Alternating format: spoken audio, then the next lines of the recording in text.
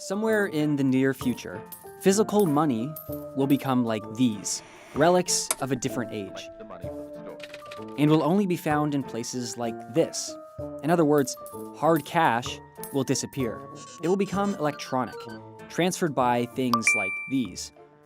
So what's the rush to get rid of cash? And what's the cost?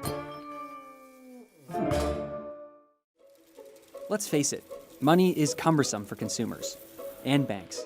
You need to mint the cash, you need to print the bills, you need to transport them in armored trucks, store it in secure vaults, and you need to sort it at the till as well. Operating in cash costs countries about 0.5% of their GDP every year.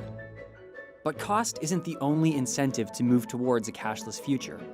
Demand is rising, primarily demand from young generations who are looking for fast, easy-to-use means of payments. Digital payments aren't just easy, they're neat. It becomes easier for governments to monitor tax evasion and fraud, so we will have less of that going on, probably. Having every single payment automatically recorded is efficient, but there's a downside.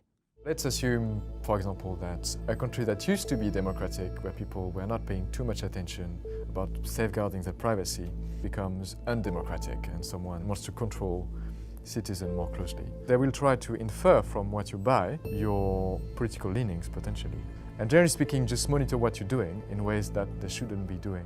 The ballot boxes are kept locked and sealed. Living in a democratic country doesn't mean you shouldn't be concerned.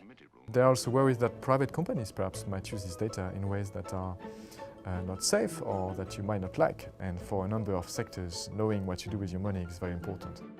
Electronic money trails can allow governments and private companies to access and harvest personal data. But there's another threat that's worrying banks: cyber attacks.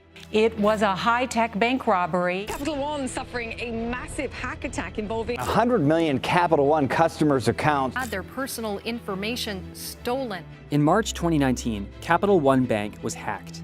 A sole hacker managed to steal away 106 million people's personal details in a matter of days. And that attack was noticed just a few months after. You can see that a lot of companies are not very well protected yet against such threats. Pretty much every day we hear of data breaches, cyber attacks that are successful. It's much harder to prevent an attack than to be on the hacker side, because you only need to succeed once as a hacker. Once upon a time, you would have two guys coming in. They would tell everyone to be on the floor, they would put the money in a bag and then run away with the money. And you would get insurance against that. You knew what the risk was. Nowadays, with cyber attacks, they can happen anytime, they can take any form, so it's very hard to insure against.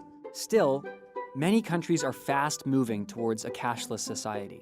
In Sweden, the number of retail cash transactions per person has fallen by 80% in the past 10 years. The trend is even evident in far more cash-loyal societies. China's digital payments rose from 4% of all payments in 2012 to 34% in 2017. The trend is inevitable, but a gradual transition is key. It's important that we have a sort of control as to how fast this happens, because if that's not the case, some people might be left behind. Some people may find it harder to grasp how much money they have without the physical representation of it. Not everyone knows how to use internet banking technology, and people living in remote areas where internet cover is patchy may find they have to drive for miles for their basic needs. And there's another sector of society that relies heavily on cash. People living in the street don't carry card terminals with them, so it will be very hard for them, well, first of all, to collect money and to pay for things. They will be among the people who suffer the most from it. Going cashless is just the latest evolution of money in the modern economy. But it raises a fundamental question. What is the value of money if it doesn't physically exist? Central banks enact monetary policy by exerting control over the amount of money that is created and that is in circulation. And they can do it because they are the only entities that print and create money. The purpose of it is to control the amount of money that is used by the entire economy.